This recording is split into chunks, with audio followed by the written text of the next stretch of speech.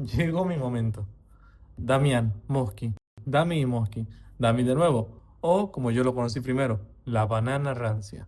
Un personaje complejo como pocos. Un villano, un pobre tipo o un hombre hecho a sí mismo. Pero si ustedes creen que conocen a la banana rancia, no tienen ni idea de lo que hay en medio.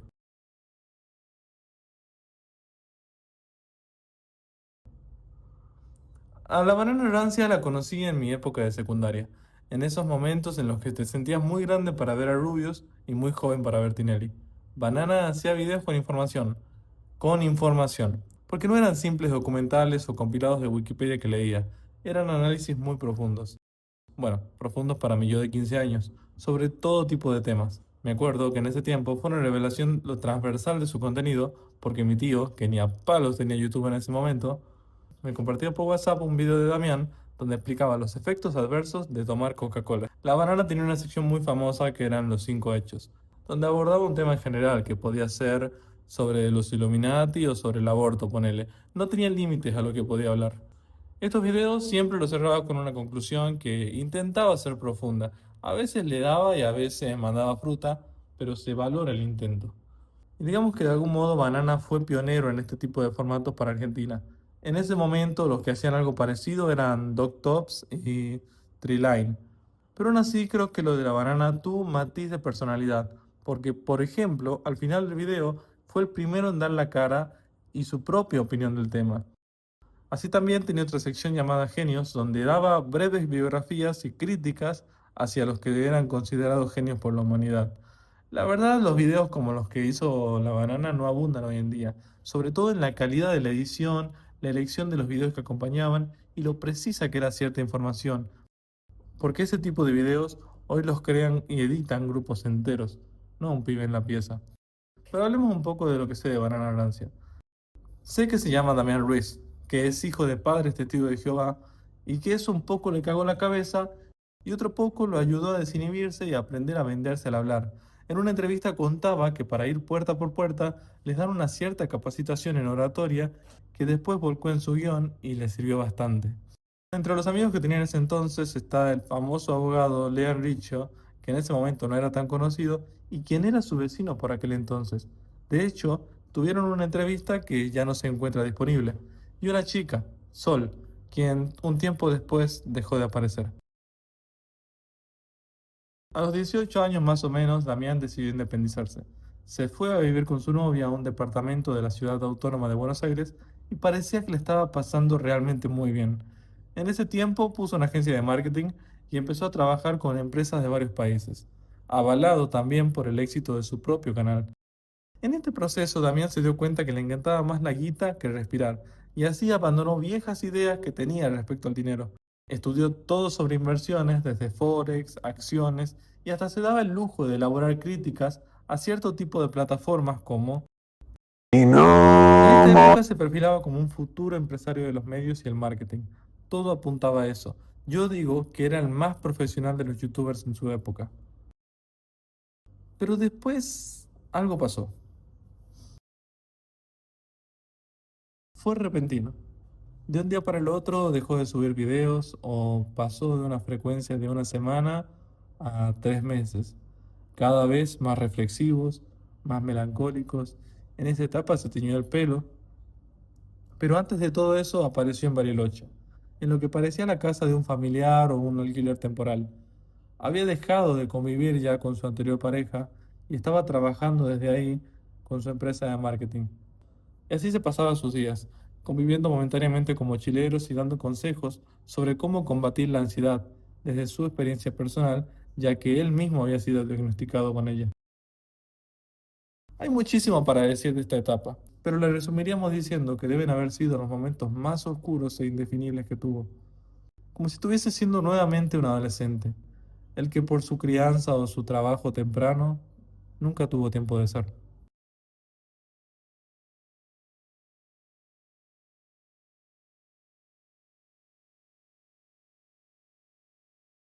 ¿Se acuerdan que les dije que la banana rancia le empezó a gustar la guita? No era mentira. Pero estoy seguro que ni él esperaba ver tanta como cuando compró una criptomoneda llamada Bitcoin. Del 2018 al 2021, Bitcoin experimentó una suba monstruosa y nuestro amigo tenía una tajada importante. Entre otras cosas, esa guita le fue suficiente para ir al epicentro del dinero turbio, Dubái. Dubái era un desierto más en Oriente hasta el siglo pasado, pero la guita del petróleo y los impuestos bajos la hicieron una capital del lujo. En esa zona nuestro amigo plantó bandera y la estaba pasando muy bien, realmente muy bien. Pero si bien el precio del Bitcoin no dejaba de subir, él no era el único que quería aprovechar esa burbuja. Celsius fue una empresa de finanzas abocada al creciente mundo de las criptomonedas y funcionaba como una billetera virtual, a tal punto que vos podías dejar tu cripto y te daba intereses por ese dinero, porque a ese dinero lo invertían, pagándote a vos intereses de hasta el 17% anual en dólares, lo cual es muchísimo. Y en esta empresa, Damián tenía invertidos $470.000. El modelo de negocio de Celsius no era esencialmente una estafa. Ellos realmente invertían ese dinero, pero el problema fue que para poder pagar lo que prometían, lo arriesgaban en otra empresa, en Terra, un sistema de stablecoins que daba a Celsius hasta el 20% anual. Con el tiempo y la baja del precio de las cripto, lo que se conoció como un cripto invierno llevó a la caída de Terra, que en un efecto dominó hizo que todos quieran sacar su plata de Celsius, pero algunos pudieron y otros, como la banana rancia, lo perdieron todo. Yo vendí a un fondo buitre, yo perdí $500.000 en Celsius, como $470.000 para ser específico. De los $470.000, a mí me pagaron el 20%.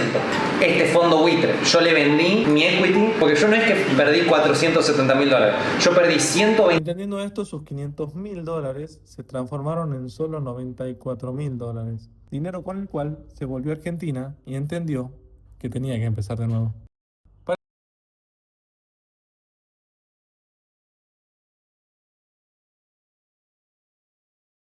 Para este entonces, y apalancado en su éxito anterior, creó la Banana Rancia Club, un sistema de miembros que prometía cursos con salida laboral y certificados de residencia a ciertos países bastante falopa que tenían ventajas impositivas o geopolíticas.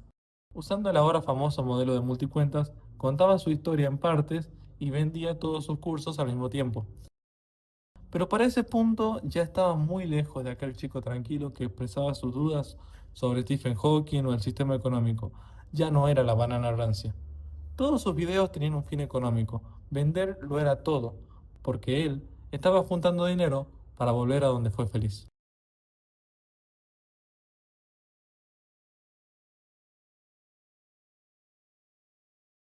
Con el dinero suficiente volvió a tierras árabes y de un momento a otro empezó a vender residencias en ese país. Entonces, ya no era Montenegro el mejor país, sino que lo era Dubái. Y en cierto punto siento lástima por los que le compraron el servicio a cualquiera de los dos destinos. Tiempo después fundó su empresa, Empresas y Residencias, y el resto es historia. O lo era, porque hace muy poco, cuando Damián ya había desaparecido del ojo público, o al menos del interés argentino, el streamer Mosky, quien hasta hace 2 días había anunciado que iba a dejar de streamear con sus amigos, es visto en un video con nada más y nada menos que la banana rancia, en un nuevo canal llamado Mosky y Dami.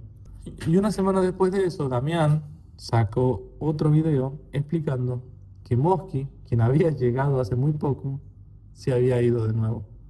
Una novela que duró poco y nos dio mucho más de lo que podíamos pedir.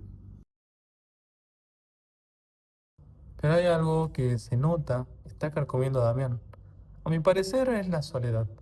La soledad de la cima que da cierto éxito profesional, la cima de la jerarquía al ser el director de una empresa, y la cima del Burj Khalifa, el edificio más grande del mundo, en el que, según dijo, tiene un departamento propio. Pero ¿por qué alguien con todo esto se prestaría a este circo mediático en el que solo salió perdiendo? Porque Damián, a pesar de todo lo que les conté, es solo un pibe de 27 años que mirando para adelante no sabe muy bien lo que quiere ni con quién cuenta realmente. Sus empleados lo ven como un jefe, como un mal necesario. Sus padres como otro joven que abandonó la fe, y es sabido que los testigos tienen por norma dejar de hablarle a sus hijos e incluso expulsarlos de su casa cuando dejan de creer. Y los youtubers de su tiempo, si no lo olvidaron, lo recuerdan como un tipo al que solo le importaba la guita. Entonces ahora, así como lo ves, apoltronado en su sillón, explicando de nuevo por qué se le fue otro amigo, En estos breves momentos en los que tiene tu atención, Damián la está pasando muy bien.